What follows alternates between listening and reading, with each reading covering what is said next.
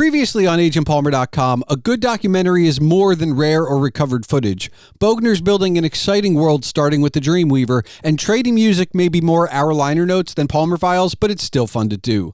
This is the Palmer Files, episode 162 with Greg Costikyan, a game industry veteran who's published games for a variety of platforms from the table to the phone, as well as more than a few novels. You'll hear us discuss that, plus his career, a little about process, plus adaptability, teaching, cooking, and much more. Are you ready? Let's do the show!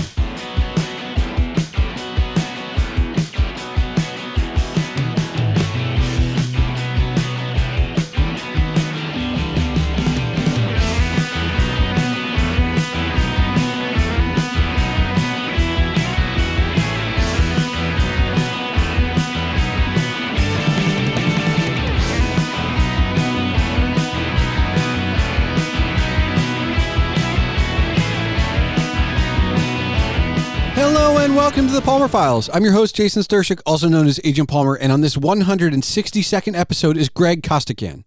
I first was introduced to Greg through reading one of his early novels. While writing a review for that book, Magic of the Plains by the Sword, I discovered that he is much more than just an author. Actually, all authors are just more than one single thing, but in this instance, Greg is a well-traveled game designer from the table to the internet, from MMO to mobile, from the West Coast to his home in New York City, with many stops in between. You'll hear us discuss how he got his start in game design at an early age, adaptability, and a little bit about the current and future state of gaming. Plus, how game design scratches the same itch as creative writing, cooking, why he decided to get a geophysics degree, and much more. But first, remember that if you want to discuss this episode as you listen or afterward, you can find all related ways to contact Greg and myself in the show notes. You can see all of Greg's work and games, consulting, writing, blogs, and more at Costik.com. That's COSTIK.com. Don't forget, you can see all of my writings and rantings on agentpalmer.com, and of course, email can be sent to thepalmerfiles@gmail.com. So without further ado, let's get into it.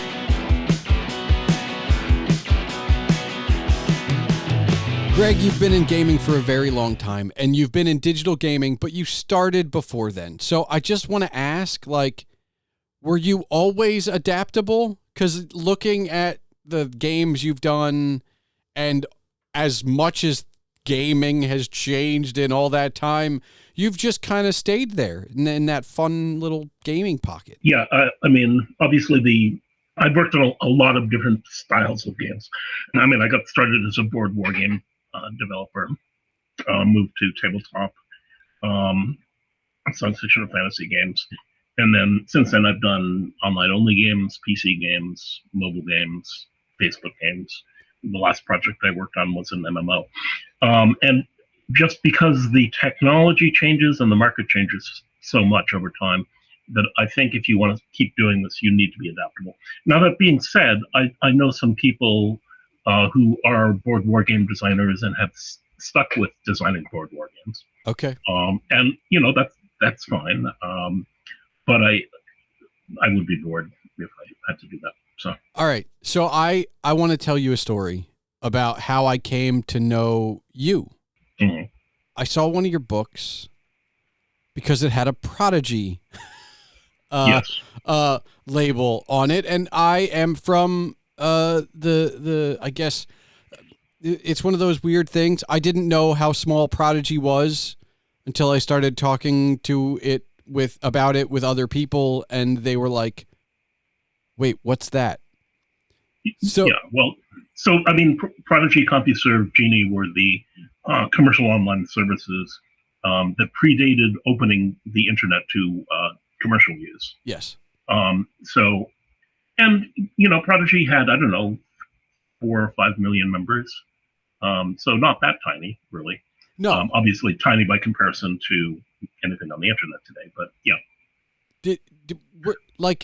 Was there a time, as we've talked about, with some of the, move to digital, where you were like, I have to be there, I want to be there, or it's more like I need to make a living. Okay. And it's a lot harder to do that in tabletop. Okay. And let's go back for a moment. Was gaming always the thing? Is this, if I go back to 10-year-old Greg, did you want to be in gaming? So 10-year-old Greg certainly played a lot of board games, with family. When I was 14, so there was a tabletop board game publisher who also did science fiction and role-playing games called SPI, or Simulations Publications Inc., which was located on 23rd Street in New York. Okay. And they had open play tests on Friday nights. So you could come in and play games under development. And that was good for the company because they got free playtesting, and it was good for those of us who were fans of the company because we got to feel like we were participating in the development of these games. So I basically hung out at SPI and made a nuisance of myself. And then when I was 14, Jim Dunnigan, the head of the company, hired me to help assemble games in the back room and ship them. And he didn't actually even pay me in cash.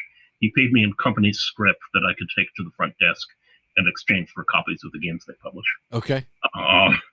And eventually, of course, I had everything they published and started selling the script to other playtesters at like 80 cents on the dollar. At which point Dunnigan said, well, maybe I should pay these guys minimum wage. That sounds like the best job for anyone of that age. Yeah, well, I loved it. SPI was a weird company in many ways, but this was fun. And so at 16, they put me on the design staff, primarily as a gopher, like making copies of game maps and typing up people's changes to rules, that kind of thing. But my first game was actually published when I was 16. It was a terrible game. It was called Supercharge, which is the British name for the Operation Supercharge, was the British name for the Battle of Alamein. And it was published as part of a 4-pack of 4 different games based on different battles in North Africa during the Second World War. And then I continued doing game work for SPI, both like in summers, but also, I would design stuff while I was in college and ship them off to potential publishers. So you did go to school, because there's a part of me listening to your journey where I'm just like, well, if I put myself in your shoes, I've already made it. I'm working in gaming. I don't need anything. Or was it like, all right, I should probably go to school. I should continue this. Well, but also, okay, so I have a degree in geophysics from Brown University. Okay. And as a science fiction fan, the idea of learning about science and taking some math courses and that kind of thing, that was highly appealing. Okay. Now, my friend Eric Goldberg is one of my oldest friends, and I've worked with him at like 4 different companies now.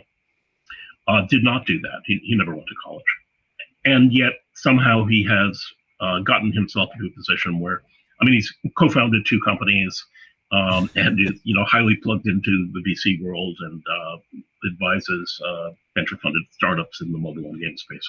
So it's certainly possible to do it without going to college, but I think I had fun in college, right? Sure. I do not regret it at all.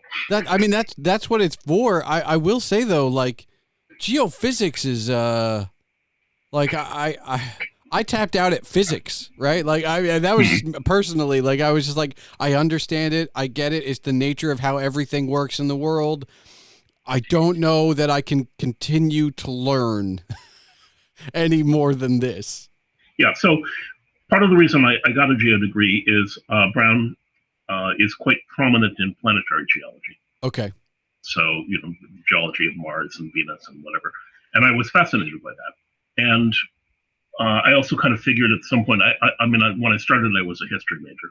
But at some point, it's like, nah, fuck this. Let's do something more rigorous. Okay. Get a science degree. So, not that I've ever used that degree for anything, right? Really? It doesn't help with the gaming at all? Well, to some degree, like coming up with landforms for an MMO, it helps to know something about geology. But yeah, it's not immediately useful. So. Okay, I just imagine that I'll put my communications degree up against your geophysics degree and just say that most people would say you're much more hireable than I am. Well, maybe. So geologists typically work either for academia or for resource extraction companies. Okay. Of one kind or another. Mining companies, oil companies, and so So if I were like to send my resume to Exxon today, they would look at it and say, game designer, game designer, game designer, game designer. this guy is not someone we want to hire. Okay. Now, though, but back then... Back then, if I wanted to pursue that, it would have been feasible. And I know that you do a lot of speaking and you do some teaching. So when people find out that you, or you know, they've heard you speak, like or when they meet you and they know you're a game designer, what's the one question, like what's your most common question that, you know, people ask? So I think most people are kind of impressed. Okay, so I'm a member of the Park Slope Food Co-op, which is kind of a member-owned supermarket. Okay. But it has a work requirement. You have to spend 2 hours and 45 minutes every 6 weeks working in the co-op. All right. And I check my wife's shift as well, because every adult member in the household has to do that. And I mostly work in the dairy cooler. You know, shoving cartons of milk onto the shelves, that kind of thing. Yeah. But my on-staff supervisor is a black woman who's like a supermarket professional, and she's a gamer, and we talk about games. But it's like, I don't think she really has any idea what a game designer does. I think most people don't. Okay. So yeah. I guess I mean, maybe it's because I was at a game store in Honesdale at a time when the developer West End was close enough that like, okay, they would come in and we would play test games, and it didn't happen often. And I don't even think that game store's there anymore. So it's really only an 8-year period. And I was lucky enough to be there at that time. And yeah, that's one of the reasons I got laid off from West End. Okay. Well, I'm sorry about that. No, that's fine. The owner of the company wanted to move to, pardon my French, East Dogfuck, Pennsylvania. Yeah, it's really, look, I grew up there. There's not much there. Yeah, well, but you know, I'm a New Yorker. It's like, no, I'm not moving there. Okay, yeah. So, yeah. But in playtesting the games, we got to meet with designers. So I think maybe I take for granted whatever I learned from those conversations, and I go, well, how come everybody doesn't know, like, there's designers behind all these games and that there's a lot put into them? That just seems foreign to me, but I guess we're in a place where we take a lot for granted. Well, but the other thing to think about is people, by and large, know how books get made and they know how movies get made, because there's so much that's been written about that. Yep. But most of the ways in which game design or development in general is depicted in media is ludicrous crap. Like Neil Stephenson's book, Reamdy, that's not game development. Okay. Game development is nothing like that. I can recommend 2 books that I think do quite well in terms of depicting what it's actually like to be involved in game development. One of them is Austin Grossman's You. Okay. And the other one is Rich Dansky's Vaporware. Now, both of these go off in some pretty weird directions. Like, in You, there is AI that has been built into games since the 80s and it's taking over the world.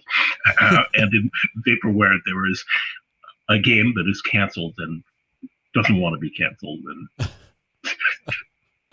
okay. So, but nonetheless, the kind of day-to-day descriptions of what goes on at a game company in both books, I think, are pretty cool, pretty good. Okay. I mean, it's good to know that even there is something more about that works from a game perspective, because from everything I've read, and I haven't read a lot, but I read some stuff about like the ID Software guys, right? And unfortunately, look, the story's still interesting, but unfortunately it makes it seem no different than Facebook. Like, you know what I mean? Like, there's this and maybe it's just John Romero's a friend of mine, by the way. But okay, but that's the way it reads, right? Like, that story reads the same way that Facebook is. It's just, we're gonna try stuff, we're gonna stay up late, we're gonna code. But I found myself going like, but I want to know a little bit more about, like, I don't the code's interesting, but how did you come up with the rest? And I think that's kind of that's a lot of game design is more of answering those questions. Yeah. So I interviewed unsuccessfully for a teaching job at Indiana University earlier this year. And one of the things I told them is I think they call their degree a degree in game design. Okay. And they do a pretty good job in terms of not only teaching design practice, but also teaching the kids how to use Unreal, how to use Unity, exposing them to art tools and so forth and so on. But I told them, I really think you're doing your students a disservice by calling this a degree in game design. And the reason for that, so when I was at Playdom in San Francisco 10 years ago, I was on a team of 50 people. Okay. Of those 50 people, probably more than half were artists, 20 of them engineers. We had 4 people on the design staff. So I think you would be much better off saying this is a degree in game development with a concentration in engineering, or a concentration in design, or a concentration in art, that kind of thing. Now, does the I guess you start with a basis from role playing and tabletop in a way that it feels like everybody should. And I mean, maybe that's just me from the outside. I'm not the biggest, game. I enjoy games. But like my digital footprint is very small. So I'm saying this from maybe a place of like, I never really got past Diablo 1, right? Like there is a stop, but I just think there must have been a benefit for you in moving to the digital space, having had this like, well, I've done it with no tools. I mean, when you pay tabletop, you're writing it, like there is no engine. You are the engine. Yeah. Well, my engine is Microsoft Word. Well, there you go. Yeah. So I think there are real benefits to coming out of a tabletop background for designers, but I think there are some problems as well. Okay. So one of the benefits is a typical computer game is going to take 2 to 3 years to develop. Okay. So, before you have a half dozen titles under your belt, you're already middle-aged. Whereas in tabletop, you can be, designing and prototyping a game every 3 months. Is it really that quick? Sure. I guess as quick as you can write. Well, no. I mean, development is always iterative, right? So yes, I can write something in a week or 2, but then it's probably, we're going to need to play it a lot. Okay. I'm going to be happy with how the game is. But at SBI, we did develop games very rapidly. I would not try doing it at that same cadence today, because I think a little more time and effort in development is probably beneficial. Yeah. Okay. So then the downside, though, is that there's so many things you think about it when you're developing a digital game. It's like UI, pacing, rewards for players. All of these things are not something you necessarily get out of a tabletop background. Okay. What do you still play? I mean, do you still get a chance to play? Do you enjoy gaming still? I mean, I know a lot of people that when they're behind the scenes of something, it's like, well, that's my day job. I don't want to. Yeah. No. Okay. So I still play a lot of board games. Okay. Mostly Euro-style games. My wife wanted to play Terraforming Mars tonight, which is probably not going to happen. But I also play quite a lot of digital games. I'm more interested at this point in narratively oriented digital games than I am in like fast action or that kind of thing. Okay. So I've actually been writing reviews pretty frequently for AdventureGamers.com. Not all of them about point-and-click adventures, but all of them about games with a strong narrative spine in some fashion. I think that, and I did enjoy during the pandemic, I enjoyed Minecraft, but there is a part of me that goes, oh, but for the love of God, give me a game with an end. And I enjoy Minecraft, but I think that narrative nature of storytelling is also like, it's okay for things to end. And I think that some of these open worlds, and Minecraft maybe gets a little more slack than others, but there are plenty of open world that just, you could just go forever. even something like World of Warcraft, right? Yeah. There is no ending. No. I actually, when I was doing free-to-play mobile games, I tried to get a number of different companies I work with to develop a game that actually had an end. There's not a lot of money in that, though. Well, so my approach was to say, it's actually more motivating for the player to know that this is going to come to a conclusion. Okay. And, I can win or lose. And my pitch was essentially, well, we'll give you back half the hard currency you bought from us when you sign up for the next game and to play the game again. But I was unable to persuade anybody that this made financial sense. So I mean, I think it's a great idea, if nothing else. I mean, I think that the idea of, and I can't remember any of them.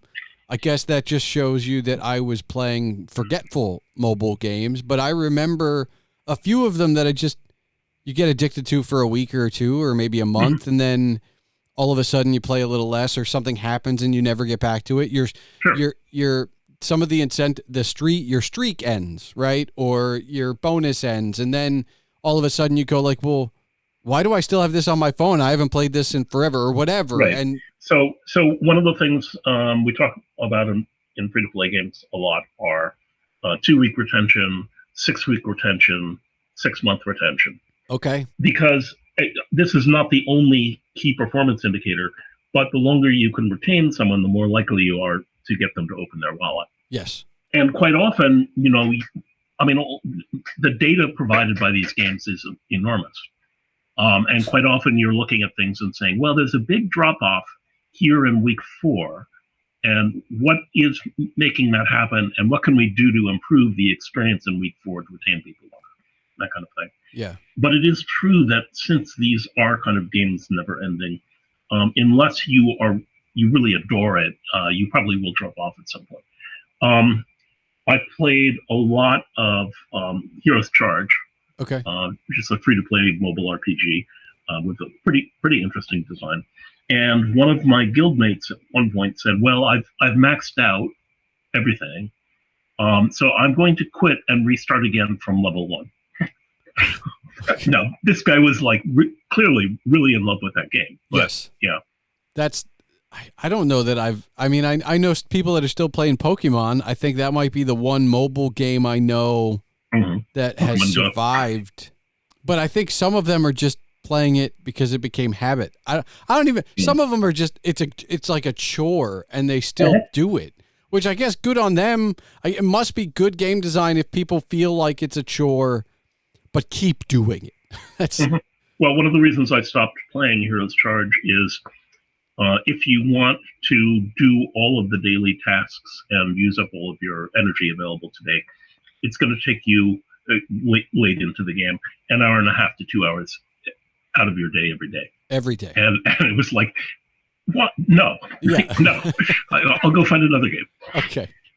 Now, obviously, are you happy with the mobile experience? I mean, obviously you played that game and you enjoyed that game, but I just find, like, personally, I like a keyboard, I like a mouse, or tabletop. But like the phone, it seems I don't know. I never fell in love with the phone as a gaming device. Okay, well, just so you know, in 1999, I founded one of the first North American mobile game startups. Okay. And we were not dealing with smartphones. We were dealing with, yeah. And I worked for Nokia for a while as well. So I've had a lot of experience to mobile. I actually think the phone is a pretty good game device.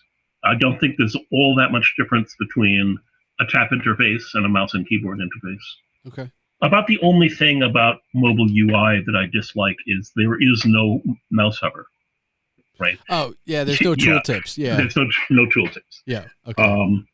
But one of the things I did while I was working on Stars Reach is I tried to ensure that every time I designed a system, I mapped out how it would work with the console controller, how it would work with mouse and keyboard, and how it would work with the tap device. Okay. Because we knew we wanted to support all three of those things eventually. And I have seen a lot of games like the Star Trek MMO sucks on console. It was designed originally for mouse and keyboard, and they tried to retrofit,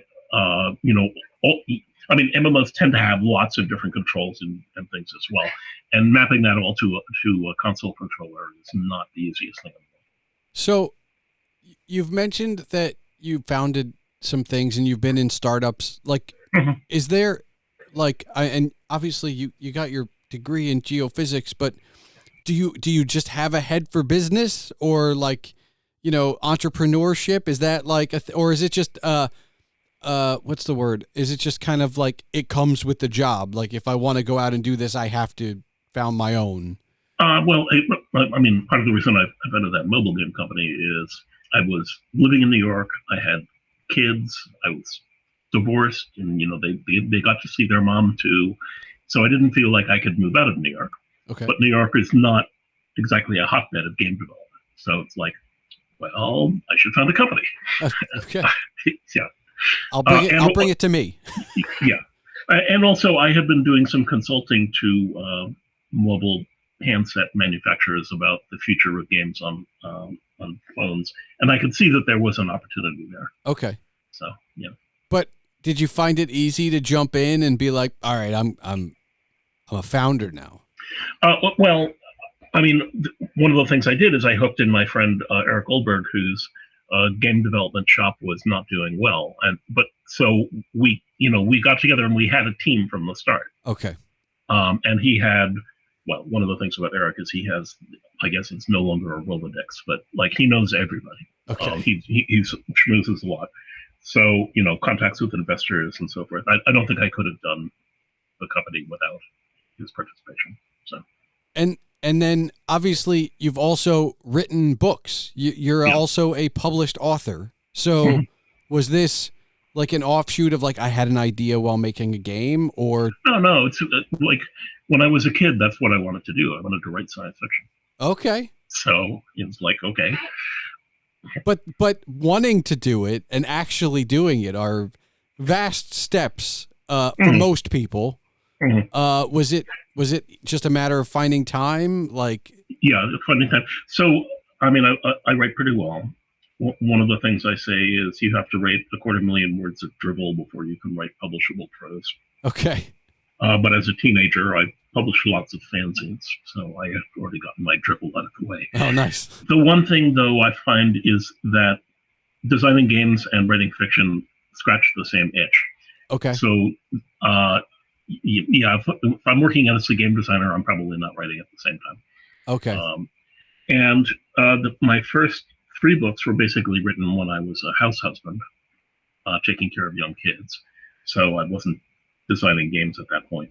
And then when the kids were older, I would take August off every year, go to my dad's house in the Hamptons, send them away to camp, and spend that time writing. So that was another way to square that circle. And do you find, I know it scratches the same itch, but do you find the process is similar too? Or are you just sitting down and writing, whether it's, a game or prose or? There are some similarities. So one of the things about writing fiction is that it's actually a lot harder than, say, writing the rules to a game. Because rather than, just going down and, what makes logical sense here, it's like I have to be creative and figure out how to do this. When designing a game, there is a similar kind of process in that it's like, okay, I want to enable hiring of mercenaries in my game. What kind of systems do I need to support that? What can we borrow from systems we're already planning to implement, and that kind of stuff. So, yeah. Is there anything you haven't done? Like, I feel like you've done. Well, I've never run a marathon. Well, no, I mean within mediums. Like, did you want to get into TV, movies? Like, because that seems like the only part you haven't touched. I mean, you've done everything in gaming. It seems like, and you've obviously done some publishing. With the written word, do you want to see it on the stage, on the screen, on the? Yeah, I don't actually have a lot of interest in film and television. took a little course in screenwriting at one point, but it's like, I don't know.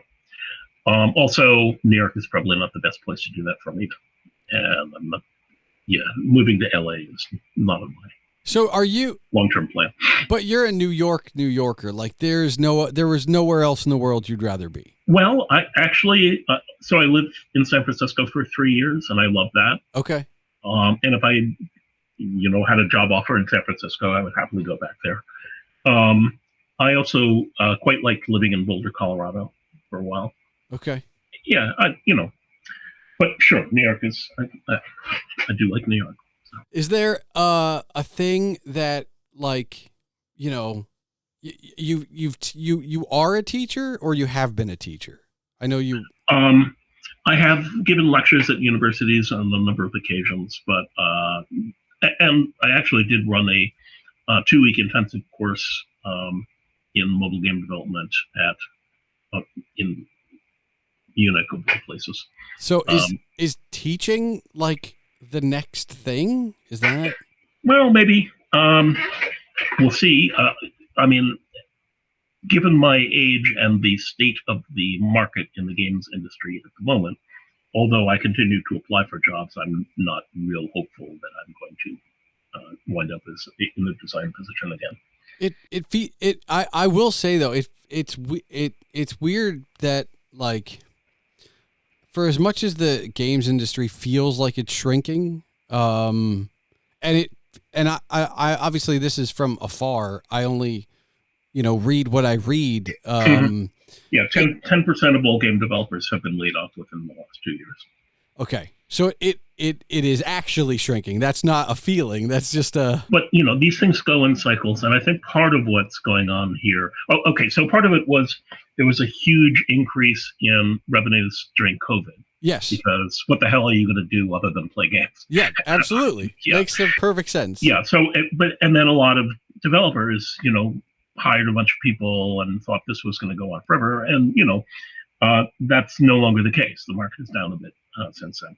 But I also think that on the part of executives, there is the kind of ludicrous notion that AI is going to replace design and art, and they don't need to retain these people. Yeah, no, I'm a blogger and a podcaster, and I have friends that do writing and graphic design and art, and we talk about AI all the time and how it's just a tool. It's not creative. It's not. In order to do anything it does, it needs to stand on the shoulders of all the rest of us. And but the other thing about it is, like, can you get art out of a prompt to an AI? Yes, but it probably is going to need to be handcrafted from there to make it, more. Yeah, it's alive. It's the first pass of the marble slab, and then you need the.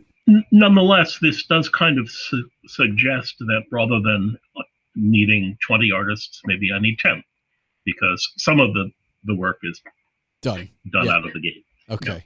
But I do think, and I also think that there are some things that AI is going to be really useful for. For example, abuse mitigation in online communities. Okay. Yeah. So. That's some of the dirty work, we'll say. Mm-hmm. Yeah. But I know you said you still play board games, and I know, and it's been hard because it's just me, my wife, and a friend of mine who's 45 minutes away. So we don't really get to play board games all that often. We don't have that kind of big social circle for it, and there are a lot of games that don't work for two. Sure. But have you kind of been playing the whole time? And if you have been, have you enjoyed this resurgence of board games of the last? Oh, yeah. Absolutely. So, I don't know, some months ago, I went to a board game meetup in a bar in Greenwich Village. And the thing that really struck me is, like, here I am, an old board war gamer, and there are all these like 20 and 30 somethings who are playing board games. It's like, this is cool. This has become mainstream now. There's nothing. I mean, we still play like card games. We still play Magic the Gathering as an example. And I think, as an aside to board games, because they're not some of them are 2-player, but some of them are just unfortunately not. Well, so one of the things is during COVID, my wife and I searched out a whole bunch of, board games that work well with two players. Okay. For precisely that reason, because I'm kind of isolated from the rest of the world, right? Yeah, but there is nothing quite like. I mean, I guess maybe some people can get it with the Switch, where you're sitting next to each other on the couch playing the same game. But second to that, it is a tabletop game of some kind where you can look across the table at your opponent or your collaborator, depending on the game. Although I will note that there has been a real surge of digital games that are co-op play or like social discovery games, of which, Mafia Werewolf was the original version. And my daughter actually plays a bunch of these games. And, she's chatting on Discord with her friends while they're playing a digital game. So it's not quite the same as sitting across the table from someone, but there is a more social experience. Yeah, and is that still at the core? Like when you're designing, is the social experience, whether it's digital or tabletop, is that I mean, obviously you need to create a game and a story and rules, but like, do you think about the social experience separately? Well, I'm not sure. Or yes, in a way. So in many digital games, the social experience is considered kind of the meta game. So you've got a guild system that's layered on top of the game. You've got friends list, all these kinds of things. And it's also just something that developers of online games know is that you retain people better if they form those kind of social connections within the game. Okay. So there's, it's not only this is fun, but it's also like there are good business reasons to want to do this. I made friends. I'm going to go hang out with my friends again. Yeah. Okay. Well, or even my guild is getting together on a raid on Thursday, and like I feel obliged to help them out. that kind of thing. Yeah. Okay. So there's I guess it's just recreating that kind of, there's a game night.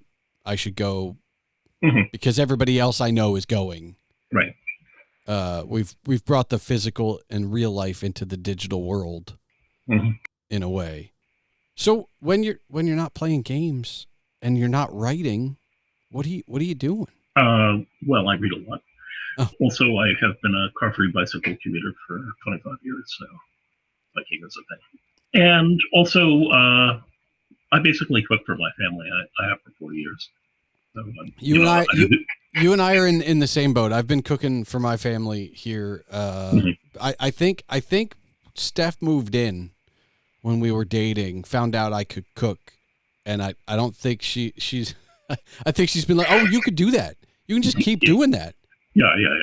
Well, that's a separate thing, but I have to ask, like, did you always, do you like it? Like, I mean, do I like cooking? Yeah. Okay. What's your dish?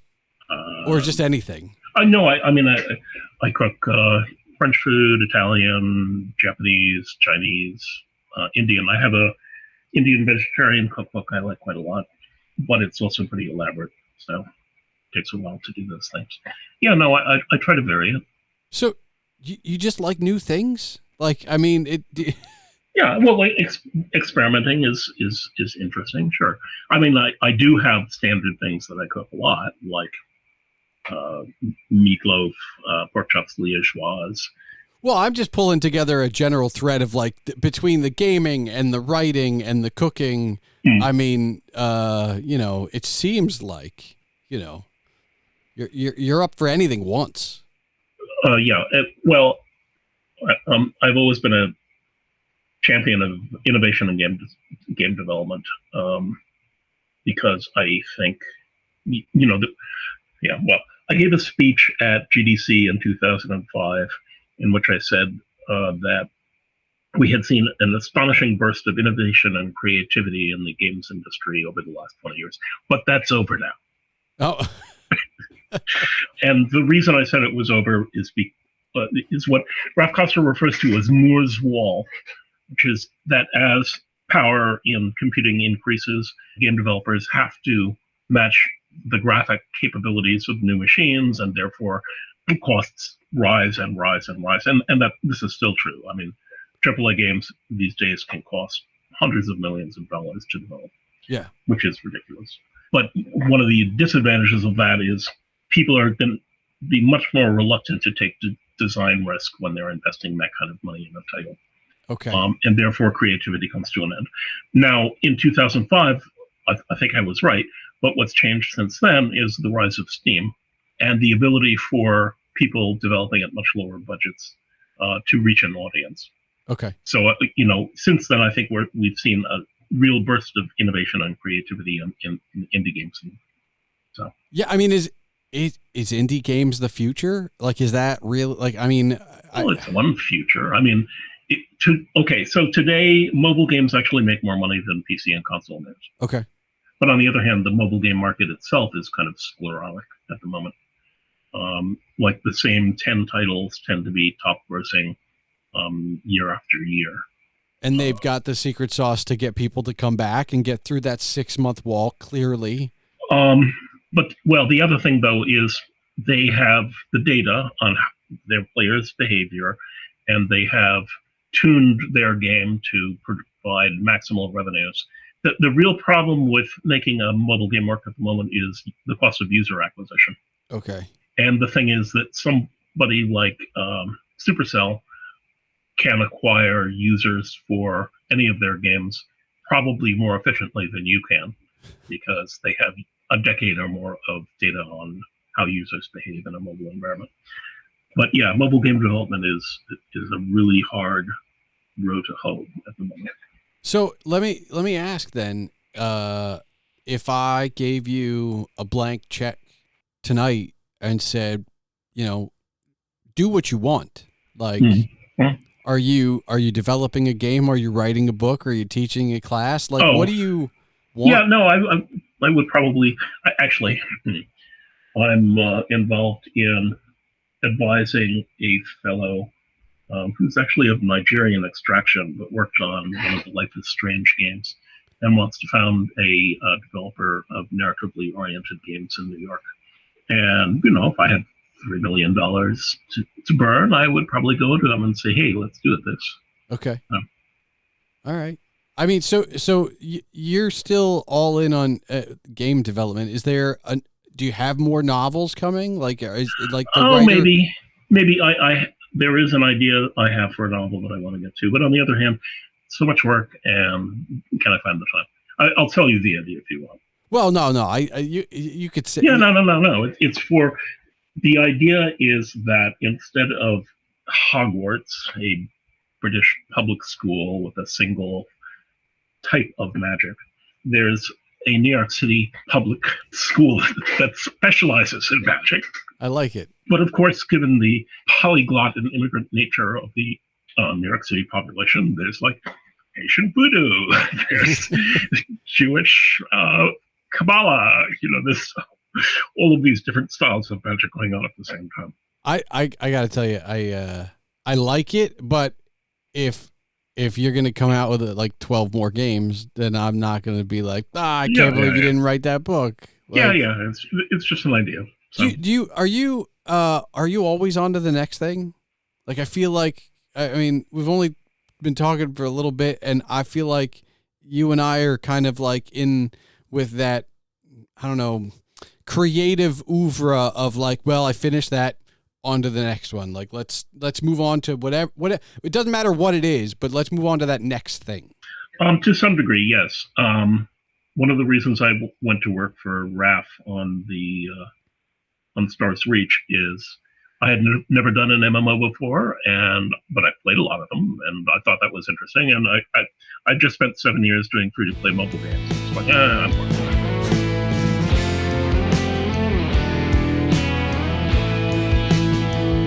Not many people know what goes into making a game. What does a game designer do?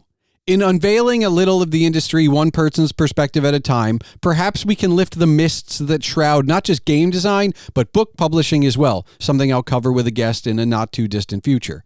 I hope that this conversation has enabled you to at least understand a small portion of what goes into the games you play. For those curious, since we recorded this, I know Greg was pleased to announce that he is working with 3 Clips, a startup creating Advanced Wars-style indie game as lead designer. And so he continues on with what's next. But how he got there and his passion for creating, designing, and playing games as well as telling stories are things to be admired. His is a career of games, but you don't have to have that career in games to also enjoy playing games. Video games, board games, card games, gaming is equal to the escape we get from film and television, music, and books. And like those other mediums, you can enjoy them with others. The amount of social interaction is completely up to you, but the escape, that's important no matter who you are with or what you do. So, what game or games have you been playing? And just exactly when was your last game night? If it's been too long, you're probably overdue. And if it's been never, what are you waiting for?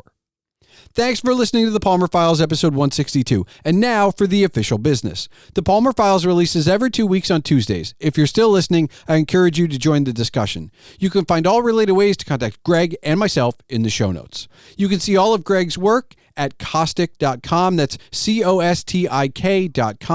The music for this episode was provided by Henno Heitur. Email and comments can be sent to this show at thepalmerfiles@gmail.com. And remember, your home for all things Agent Palmer is agentpalmer.com.